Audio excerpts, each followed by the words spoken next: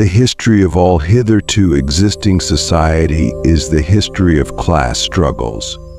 The production of too many useful things results in too many useless people. The rich will do anything for the poor but get off their backs. The ruling ideas of each age have ever been the ideas of its ruling class.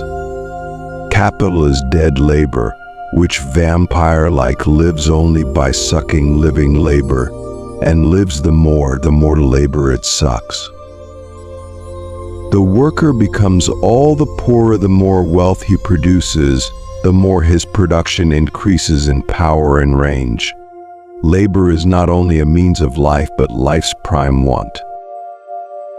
The alienation of the worker in his product means not only that his labor becomes an object, an external existence, but that it exists outside him, independently, as something alien to him. The emancipation of the working class must be the act of the working class itself.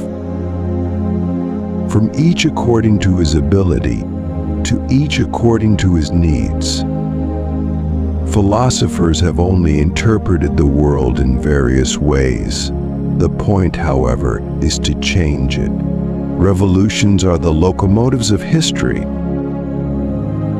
The weapon of criticism cannot, of course, replace criticism by weapons, but it can inspire change and prepare the ground for revolution. The theory of communism may be summed up in one sentence: abolish all private property.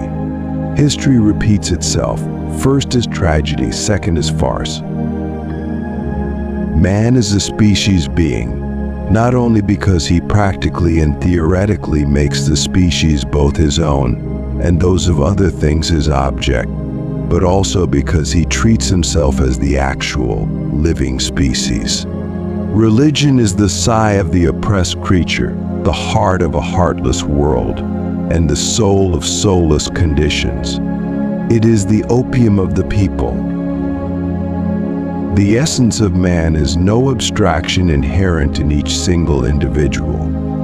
In reality, it is the ensemble of the social relations. Man makes religion, religion does not make man. The ideas of the ruling class are in every epoch the ruling ideas. Necessity is blind until it becomes conscious. Freedom is the consciousness of necessity. The oppressed are allowed once every few years to decide which particular representatives of the oppressing class are to represent and repress them. No man fights freedom, he fights at most the freedom of others. The working men have no country. We cannot take from them what they have not got. The development of industry creates the material conditions of a new society. Capitalism has torn away from the family its sentimental veil and has reduced the family relation to a mere money relation. The working class in every country only learns to fight in the course of its struggles. The advance of industry, whose involuntary promoter is the bourgeoisie, replaces the isolation of the workers due to competition by their revolutionary combination due to association.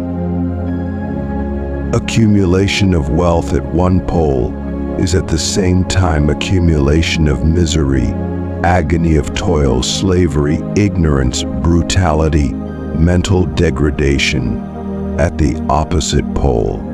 The modern laborer, instead of rising with the progress of industry, sinks deeper and deeper below the conditions of existence of his own class. Under capitalism, man becomes a fragment of himself. He is a tool in the hands of capital, reduced to a cog in the industrial machine. The alienation of the worker consists in the fact that the work is external to the worker. It is not part of his nature, and that, consequently, he does not fulfill himself in his work but denies himself. Only in community with others has each individual the means of cultivating his gifts in all directions. Only in the community, therefore, is personal freedom possible. Man's ideas, views, and conceptions, in one word, man's consciousness, changes with every change in the conditions of his material existence. Consciousness does not determine life. Life determines consciousness. A revolution is needed not only because the ruling class cannot be overthrown in any other way, but also because the class overthrowing it can only succeed by ridding itself of the muck of ages and becoming fitted to found society anew. Revolutions are the festivals of the oppressed and the exploited. Every emancipation is a restoration of the human world and of human relationships to man himself. The communist revolution is the most radical rupture with traditional property relations. No wonder that its development involves the most radical rupture with traditional ideas. The emancipation of society from exploitation is the work of the exploited themselves. In bourgeois society, living labor is but a means to increase accumulated labor. In communist society, accumulated labor is but a means to widen, to enrich, to promote the existence of the laborer. The laborer becomes poorer the more wealth he produces, and the more his production increases in power and range. Machines were, it may be said, the weapon employed by the capitalist to quell the revolt of specialized labor. Landlords, like all other men, love to reap where they have never sowed. The accumulation of capital, far from putting an end to the capitalist system, only intensifies its contradictions. The ideas of the ruling class are in every epoch the ruling ideas, i.e., the class which is the ruling material force of society is, at the same time, its ruling intellectual force.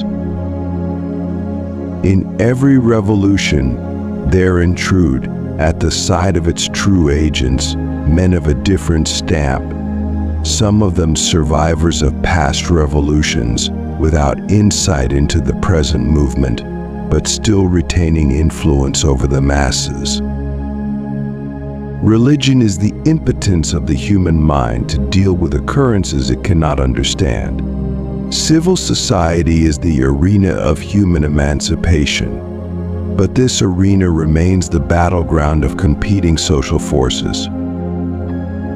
History does nothing, it possesses no immense wealth, it wages no battles. It is man, real living man, who does all that, who possesses and fights. History is merely the activity of man pursuing his aims.